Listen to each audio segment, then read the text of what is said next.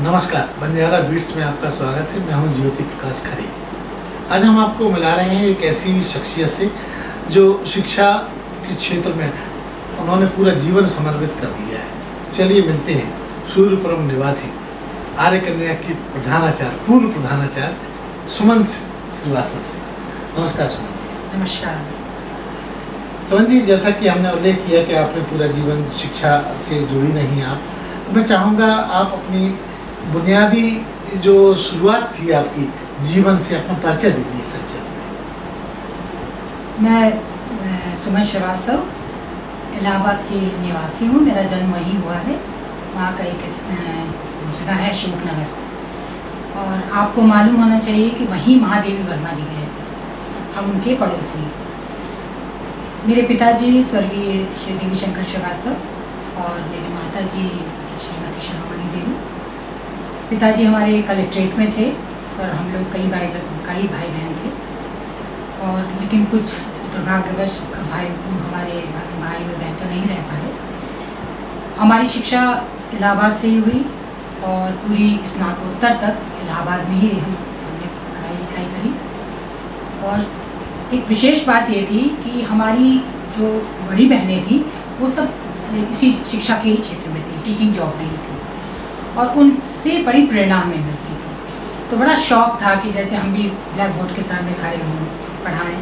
तो जहाँ तक मेरा अपना व्यक्तिगत सोच है, या जो हमारी टीचर्स हमसे बताया करती थी कि जो स्कूल के क्लास में हमें देखती थी तो कहती थी कि सुमन, तुम्हारा भविष्य टीचिंग ही दिखता है। उनको समझ आ गया, उनको समझ में आ गया था। और जब हम सुनते थे तो हमको लगता था ये लोग एकदम भविष्यवाणी कैसे कर देते। लेकिन रुचि हमारी धीरे धीरे अच्छा, पढ़ने लिखने में थोड़ी सी रुचि थी, और ईश्वर की कृपा से परिणाम भी अच्छा ही मिलता था। फिर धीरे धीरे हमारी बहनों ने हमसे कहा है टीचिंग जॉब बहुत अच्छा होता है और हम लोग भी देखो कर रहे हैं। तो मन में उनसे प्रेरणा लेकर के फिर हमने LT किया। इलाहाबाद में LT था। फिर BA MA करने के बाद फिर आपने पढ़ाई स्नातक किस विषय से किया? हमने किया था फिलॉसफी से। अच्छा। पहले हमने इलाहाबाद यूनिवर्सिटी से किया फिलॉसफी में, दर्शन शास्त्र में। तो तब हमारा उद्देश्य ये था कि हम PCS में जाएंगे, क्योंकि हमारा 5 फर्स्ट क्लास था हाई स्कूल से लेके पूरा MA तक। उसके बाद LT भी हमारी डबल फर्स्ट क्लास थी। तो थोड़ा सा हमें लगता था कि एक बार हम PCS में बैठें और उसको निकालें। पूरे उद्देश्य से हमने दर्शन शास्त्र उसी ले लिया था, और उसमें भी जब हमारी फर्स्ट क्लास बनी, लेकिन एकदम से फिर एक फॉर्म निकला कि ये टीचिंग जॉब का गवर्नमेंट कॉलेज का, तो हमने उसमें अप्लाई कर दिया। तो प्रशासनिक अधिकारी आप बनना चाहती है, उसके लिए ट्राई नहीं कर पाई? नहीं, ऐसा तो नहीं था। हमको ऐसा नहीं था कि हम PCS में जाके हम ADM SDM बने, ऐसा नहीं था। हमको बस ये शौक था कि हम लीडिंग पावर वाली पोस्ट पर बैठे। और जैसे हमारी प्रिंसिपल बैठती हैं, हमारी लेक्चरर्स बैठती हैं, वो थोड़ी सी छवि थी। ऐसा नहीं था कि हमने बना रखा, हमें इतनी समझ भी नहीं थी तब। जब MA में आए तो ऐसी फॉर्म निकला, तो हमारी सिस्टर लोगों ने बोला कि इसको भर दो और देखो सिलेक्शन हो जाता है, क्योंकि मेरिट बेस पे ही होना है। और अभी तो पढ़ाई भी अपनी करती रहना, कंपटीशन तैयारी करती रहना। तो मैंने उसको भरा। तो मेरा 3 जगह सिलेक्शन हुआ था, जौनपुर में, प्रतापगढ़ में, और एक जगह कहीं और हुआ था। तो प्रतापगढ़ को थोड़ा सा पास था, तो फिर हमने उसको ज्वाइन किया। लेकिन हमें मज़ा नहीं आ रहा था, वो LT ग्रेड में था, तो स्नातकोत्तर स्तर पर ही था। तो बहरहाल फिर उसी बीच हमारी शादी हो गई। मतलब जैसे ही हमने, कहाँ हुई आपकी शादी? फिर हमारी शादी हुई झांसी में, जो कि बिल्कुल प्रयागराज से बिल्कुल फ़र्क। कभी हम झांसी गए नहीं थे, आए नहीं थे। तो शादी जब हो गई तो फिर हमारा वहाँ नौकरी थोड़ा सी दिक्कत हो गई। इसी बीच हमको अपने घर गृहस्थी भी देखना था। तो इत्तेफाक से एक पोस्ट निकली हमारी झांसी में। तो फिर हमारे पति ने हमसे कहा कि आपके पति किस जॉब में रहे उस समय? हमारे पति स्टेट बैंक ऑफ इंडिया में थे। क्या नाम? झांसी में थे, श्री जगत बिहारी खरे, और वो यहीं पोस्टेड थे। तो इनका वहाँ जाना संभव नहीं था, हमारा वहाँ से मंडल चेंज होना संभव नहीं था। तो इत्तेफाक सुर नहीं मिल पा रहे थे? नहीं, सुर तो पूरे हम लोग मिला रहे थे, लेकिन चूंकि हमारा थोड़ा सा घर वर भी बनने लगा, तो हमने सोचा कि एक साथ रह करके जो काम हम लोग कर सकते हैं। तो इत्तेफाक से सिर्फ एक पोस्ट निकली थी पूरी झांसी में। एक पोस्ट पे हमारे हस्बैंड ने वो भी बहुत प्रेरणा स्रोत रहे हमारे लिए। तो हम थोड़ा सा निराश हुए, एक पोस्ट पे कहाँ होना है। तो उन्होंने कहा नहीं, एक बार अप्लाई तो करो, और क्या, कभी कभी एक तुम्हारे लिए कहीं बना हो। तो इन्होंने अप्लाई कराया और इत्तेफाक से उसी में मेरा सिलेक्शन हुआ। कहाँ हुआ फिर हमारा जो सिलेक्शन हुआ आर्य कन्या इंटर कॉलेज में LT ग्रेड में हुआ था। तो फिर हमें लगता था देखो हम LT ग्रेड में हैं, हमको और ऊपर जाना है। फिर हमारे इसी बीच 2 बच्चे हुए, एक बेटी एक बेटा, और फिर हमने हिंदी से MA किया। फिर हिंदी के लिए था कि संस्कृत ज़रूरी है, फिर हमने कहा नहीं इससे तो बात बनेगी नहीं। फिर मैंने इकोनॉमिक्स से MA किया, मतलब गृहस्थी संभालते हुए, नौकरी करते हुए, बच्चों की पढ़ाई देखते हुए। फिर हमारे हस्बैंड बोले कि ऐसा है PhD कर डाला। तो हमें थोड़ा सा लगा, वो तो पूरी तरह से थे कि हम आगे बढ़ते चले जाएं। फिर हमने कहा नहीं अब हमारे बच्चों का समय है, तो जो हम कर रहे हैं उसके साथ साथ वो अपने बच्चों को भी देखेंगे कि उनको आगे बढ़ाना है। फिर हमने MA किया इकोनॉमिक्स से जब, फिर हमारा प्रमोशन हुआ, फिर हम प्रवक्ता हुए। फिर प्रवक्ता आर्य कन्या इंटर कॉलेज, आर्य कन्या में ही हमने 92 में ज्वाइन किया था, और उसके बाद हमारा 2001 में प्रवक्ता में हुआ। प्रवक्ता में होने के बाद फिर थोड़ा सी महत्वाकांक्षाएँ तो थी, तो होना भी चाहिए। हाँ, तो फिर हमने सोचा कि अब तो थोड़ा सा इसलिए भी होता था कि जो चीज़ हम लोग चाहते थे, जो हम अपने बचपन में देख के आए थे कि विद्यालय में क्या सुधार होना चाहिए, क्या चीज़ होनी चाहिए, और वो उस पोस्ट पे रह करके शायद पावर की कमी थी या जो भी कमी थी, तो हम कर नहीं पा रहे थे। और मन में वो चीज़ चटपटाहट, हाँ चटपटाहट थी कि विद्यालय में ये चीज़ होनी चाहिए, ये सजीवता आनी चाहिए, ये सक्रियता आनी चाहिए, बच्चों में ये बदलाव आना चाहिए, ये शिक्षा में ये बदलाव करना चाहिए। लेकिन यही सोचते रह गए, इसके लिए हमको शक्ति चाहिए, पावर चाहिए। इस बीच हमारा कमीशन से कई बार प्रिंसिपल का सिलेक्शन भी हुआ, और वहाँ बल्कि पूछा भी गया मुझसे कि आप क्यों बनना चाहती हैं प्रधानाचार्य। तो बल्कि मैंने स्पष्ट शब्दों में कहा कि जो शिक्षा में सुधार है, जो हमारे सपने हैं वो साकार करना तो वही है, साथ में हमको वो पावर भी चाहिए, उस कुर्सी की पावर चाहिए जिससे हम अपने सपने साकार कर सकें। तो वहाँ से भी हमारा सिलेक्शन हुआ, और सिलेक्शन होने के बाद लेकिन ये था कि बच्चे छोटे थे, तो किसी कारणवश फिर हमने उसको ज्वाइन नहीं किया। फिर पुनः हमने कमीशन में फिर दिया, और देने के बाद रिज़ल्ट तो आजकल जानते हैं आप, 10 साल बाद वो रिज़ल्ट आए थे। इस बीच हमारा सीनियरिटी से प्रिंसिपलशिप में आर्य कन्या में ही प्रमोशन हो गया प्रिंसिपल के लिए। फिर जब हम 2017 में प्रिंसिपल बने, तो फिर हमको जैसे लगा कि अब कुछ करने के लिए भगवान ने हमें दिया है, अब सेवा का असली मौका आया है। अनुकूल आकाश में, हाँ, अनुकूल परिस्थितियाँ बनी। फिर मैंने स्टाफ के सहयोग से, तो सब सोच हमारी रहती थी, उड़ान हमारा स्टाफ रहता था, सब ने बहुत कोऑपरेट किया, और स्कूल को हमने काफ़ी हद तक बदला। स्ट्रेंथ कुछ खास बदलाव जो आप अभी हमारे साथ शेयर कर सकती हो स्कूल के लिए, और भी कुछ उसको आप संक्षिप्त में शेयर करें। सबसे बड़ी बात ये थी कि जो बहुत छोटा तबका हमारे विद्यालय में आता था, जैसे बर्तन वाले के बच्चे, कबाड़ी के बच्चे, सब्जी वाले के बच्चे, तो हमें ये लगता था कि सरकार ने तो निःशुल्क इनको सब सेवा दी ही दी है। एक हमारे हाथ में क्या है कि इनको शिक्षा अच्छी दें, और होता क्या है जहाँ शिक्षा में लापरवाही हो जाती है, तो जितने भी संसाधन चाहे सरकार दे, चाहे विद्यालय दे, चाहे प्रबंधक दे, सब निरर्थक। तो मैंने सबसे पहले प्राइमरी स्तर पर, क्योंकि हमारा आर्य कन्या प्राइमरी स्तर पर था, कक्षा 1 से है और कक्षा 12 तक है, तो कक्षा 1 में से ही मैंने ये प्रयास किया कि हम अपनी शिक्षिकाओं को इतना दुरुस्त करें कि हमारे बच्चे इतने नींव उनकी इतनी मजबूत हो जाए कि आगे जाके 6th 7th 8th में ये जो बर्तन वाले कहलाने वाले हैं, इनके माता पिता अशिक्षित हैं, इन बच्चों को, ये कॉन्वेंट के बच्चों से लगे ही नहीं कि इनको वो चीज़ नहीं मिल पाई जो कॉन्वेंट के बच्चों को मिलती। मैंने अपना पूरा प्रयास उसी में झोंका कि इनकी नींव हम मजबूत कर दें, ताकि 6th 7th 8th तक आते आते ये बराबरी के हकदार हो जाएं। फिर हमारी शिक्षिकाओं ने हमारा सहयोग किया और खूब अच्छा रिजल्ट गया, और हमने स्ट्रेंथ बढ़ाई, हमारी संख्याएं बढ़ी। फिर हमने विद्यालय की थोड़ी सी बिल्डिंग के लिए अनुरोध किया अपने प्रबंधक महोदय से, तो उन्होंने भी उसको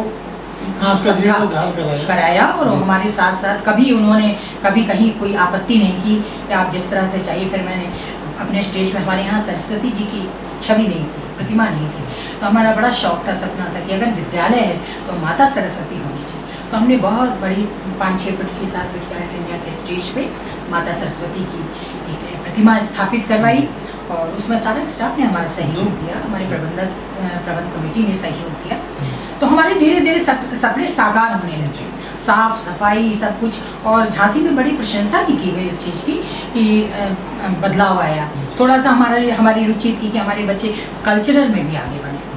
तो फिर हमने जैसे कि सांस्कृतिक कार्यक्रम है, हाँ, शहर में बहुत सारे होते हैं, होते भी रहते हैं। हाँ, हमने बहुत जगह देखा है, बहुत से प्रधानाचार्य और प्रधानाचार्य जो होती है बड़ी इसमें बड़ी उदासीन होती है, वो बहुत भाग नहीं लेती। लेकिन बचपन से मैं खुद भी बहुत अपने विद्यार्थी जीवन में हर चीज़ में हम प्रतिभाग करते थे, हमें अच्छा लगता था, चाहे वो डिबेट हो, चाहे डांस हो, चाहे खेल हो। हमने मतलब स्टेट लेवल तक खेला भी है हॉकी। जी सुमन जी, अब बात आती है आपके शौक पे। जी। आपके जो शौक थे, जो महत्वपूर्ण शौक थे, उनका उल्लेख कीजिए और बिना कंजूसी के। देखिए, हमारे बहुत ज़्यादा तो ऐसे हाई फाई शौक नहीं थे। एक तो हमारा सबसे बड़ा शौक था शिक्षा, और दूसरा हमारा शौक था संगीत। हाँ, दो चीज़ें हमारे लिए बहुत मतलब हमारी बड़ी प्रिय। संगीत में गायन वादन सब, हाँ, सब तरह का। और जब भी हमारे विद्यालय में या कोई प्रोग्राम होता था तो मैं स्वयं बैठ के ऑर्गेनाइज करते थे। छोड़ नहीं देते थे संगीत अध्यापिका ही काम कराए, ऐसा कभी नहीं रहा। मैं स्वयं देखती थी और उसको सिलेक्ट करती थी, और कुछ बनाना होता था तो घर से भी उसको तैयार करके, उसका प्लेटफॉर्म तैयार करके, क्या बच्चे पहनेंगे, क्या बच्चे गाएंगे, तो इन सब चीज़ों में हमारी रुचि रही। सुनते थे, सेलेक्ट करते थे, तब उसको आगे बढ़ाते थे।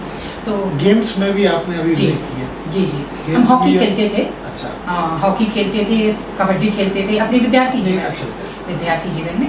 तो यूनिवर्सिटी लेवल तक हमने खेला था, तो इन सब में रुचि थी। तो ये जो आपके शौक थे, ये बाद में शादी के बाद दब गए? नहीं सर, दबे नहीं, दबे तो नहीं, लेकिन हमने प्राथमिकता दी। जब टीचिंग जॉब में हम आ गए तो हमने प्राथमिकता इनमें दी, और हमने सोचा था कि हम जब सर्विस में रहेंगे, अपना ये सेवा देते देते हम अपने विद्यार्थियों में उभारेंगे, अपना सपना उनकी आंखों में डालेंगे। और सपना तो नहीं, ऐसा नहीं था कि हम अपने विद्यार्थी जीवन में हमने खूब जिया है और खूब खेला है, खूब पढ़ा है, लेकिन और जो कुछ बचा खुचा था सब हम चाहते थे कि हम अपने बच्चों, हम अपने विद्यार्थियों में लगाकर उनको आगे बढ़ाएं, और किया मैंने। और हमको इसके अलावा और कोई शौक जो आज आप हमारे चैनल के माध्यम से बताना चाहिए? अब एक शौक हमारा बस यही रह गया था कि थोड़ा सा जो शिक्षा प्रणाली है वो पॉजिटिव वे में जाए, और उसके लिए हम अभी लगे हैं। और इसीलिए जब हमारा कमीशन से सिलेक्शन हुआ कालपी के लिए, फिर प्रधानाचार्य, वर्तमान में आप कालपी, इस समय हम कालपी में हैं पोस्टेड, और तो थोड़ा सा हमें लगा कि वो झांसी से थोड़ा सा तहसील है। हाँ, तो अब एक सेवा का मौका हमको मिला है, तो हमको वहाँ पे भी थोड़ी सी सेवा करनी चाहिए। तो बड़ा सौभाग्य समझा, और हम हालांकि हम कई बार हमें लगा कि अब इस समय आकर के 50 के ऊपर आकर के और हम वहाँ जाके कैसे सेवा कर पाएंगे, लेकिन हमने हिम्मत नहीं हारी। मतलब हमको घर से बहुत सपोर्ट मिलता रहा, हमारे हस्बैंड, हमारे बच्चे सब पहले, मम्मी अगर आप चाहती हैं तो आप जाइए, ये तो बहुत अच्छी बात है। फिर हम गए वहाँ पे भी हमने बहुत कुछ बदला, परिवर्तन किया, उन लोगों को भी बहुत अच्छा लगा। हमारे कालपी वासी भी बड़े संतुष्ट हैं कि विद्यालय में सुचारू रूप से विद्यालय अच्छे से चलने लगा। अब वहाँ हम सेवा कर रहे हैं, और जितना समय हमारा है उतना समय हम उस विद्यालय में तो देंगे। सुमन जी, आपने इतना कुछ किया, सोसाइटी को भी दिया, बच्चों को भी दिया, आपको बदले में किस तरह के सम्मानों से नवाजा गया अब तक? बहुत, मतलब पूरी तरह संतुष्ट हैं। मैं झांसी में भी थी, चाहे वो विद्यालय स्तर पे था, तो प्रबंधक के द्वारा जब यहाँ के जितने DIS अधिकारी जितने, सब ने हमारे काम को अप्रिशिएट किया। और मैं कहीं भी, मुझे कहीं ये नहीं लगा कि हमें सम्मान नहीं मिल रहा। छोटे छोटे प्रोग्राम में हमें बुलाया गया, अनेकों अवार्ड दिए गए, और कालपी में भी गए हम, तो वहाँ ससम्मान मुझे मतलब ज्वाइन कराया गया, और बड़ी उम्मीद रखा हमसे, और उस उम्मीद को हमने पूरा साकार होने के लिए कहीं निराश ना होने पाए, मैं आगे बढ़ती चली गई, और आज भी संतुष्ट है सब। मतलब एक ये जरूर है कि एक ईमानदार और एक एक्टिव सक्रिय प्रिंसिपल है, ये सुनने को हमको मिलता था, और यही हम सुनना चाहते थे। एक कड़क प्रिंसिपल। हाँ, अब लोगों की निगाह में तो हम कड़क थे, लेकिन अब आपको सच बताएं, अगर अनुशासन नहीं, अगर अनुशासन नहीं रखेंगे तो फिर विद्यालय हो या घर हो या परिवार हो, एक अनुशासित जीवन तो जीना ही पड़ेगा, तभी जाके एक अच्छा पॉजिटिव सकारात्मक माहौल बन पाएगा और विकास की ओर बढ़ पाएगा। ये हमारा सोचना है। सुमन जी, एक महत्वपूर्ण सवाल, जब आप बहुत अच्छा करते हैं तो अवरोध बहुत आती है। बिल्कुल बिल्कुल। उन अवरोधों का भी अगर आपको कुछ याद आता हो, कोई कनेक्ट हो रहा हो, तो हमारे साथ संक्षिप्त में शेयर करें। अनेकों, भाई साहब अनेकों अवरोध आए, अनेकों बाधाएं आई और बहुत हमने संघर्ष भी किया, लेकिन हम पीछे नहीं हटे। यही सोचते रहे, हमको भी घर में सब लोग यही समझाते रहे कि जैसे जैसे आगे बढ़ोगी तो ये सब चीज़ें आती जाएंगी, तो इनको दरकिनार करके आगे बढ़ना है, मतलब ये विकास का हिस्सा है। और धीरे धीरे मैंने उसको माना। पहले तो हमें लगता था कि ये क्या हो रहा है, हम कोई अच्छा काम करने जाते हैं तो एक अड़चन आ जाती है, फिर धीरे धीरे हमारे घर में हमको सपोर्ट मिलता रहा, नहीं इससे घबराना नहीं है, इससे आगे बढ़ना है, तो बड़ी हिम्मत मिलती गई हमें। फिर मैं पीछे नहीं हटी, आता रहा। और अब हम आते हैं आपके परिवार में। आपके परिवार का भी परिचय संक्षिप्त में दीजिए। जी, और पति का नाम तो हमने बताया ही, और ये भी बताया कि वो रिटायर्ड है बैंक से। हाँ, उन्होंने रिटायरमेंट ले लिया था, तो वो रिटायर है। हमारे 2 बच्चे हैं, एक बेटी एक बेटा, और बेटा हमारा असीम खरे, और उसने IIT क्वालिफाई करके आजकल नोएडा में सॉफ्टवेयर इंजीनियर है। बिटिया प्रार्थना खरे, वो MA BEd करके अब कॉम्पिटिशन की तैयारी कर रही है, और उसको भी वो भी यही चाहती, हम भी यही चाहते हैं वो भी टीचिंग जॉब में जा कर के सेवा करे। और हमारी बहू, वो भी एमफॉर्मा से है, रिसर्च साइंटिस्ट है, वो भी नोएडा में है। और मेरा एक तो वर्किंग में है। और मेरा एक पोता भी है जो अभी 3 साल का है। सुमन जी, आप आने वाले आपके जीवन के और ऐसे कैसे प्रोजेक्ट हैं जो आप लोगों को चौंकाने वाले हैं आने वाले काल में? अब लोग चौंकते हैं कि नहीं चौंकते हैं, लेकिन मन में आपका प्रयास तो रहेगा। प्रयास चौंकाने के लिए नहीं है, प्रयास सेवा करने के लिए हमारा प्रयास है। एक हमारा उद्देश्य है, जब मैं रिटायर हो जाऊंगी तो निःशुल्क बच्चों को शिक्षा देने का एक हमारा है कि हम चाहे अपने घर में चाहे किसी संस्थान में गरीब बच्चों को, या जो बच्चे बिल्कुल ट्यूशन की फीस नहीं दे पाते हैं, उनको जो भी मैं पढ़ा सकती हूँ, जिस स्तर पर भी पढ़ा सकती हूँ, मैं अपनी पूरी सेवा करूँगी। ये हमारा मुख्य उद्देश्य है। तो ये थी सुमन श्रीवास्तव, जो अपनी पूरी जीवन का निचोड़ बंजारा बीट्स के साथ अपनी खुलकर शेयर कर रही थी। सुमन जी, बंजारा बीट्स से बात करने के लिए बहुत बहुत आभार आपको भी कि आपने हमको बोलने का मौका दिया, अपनी बात कहने का मौका दिया। सब धन्यवाद।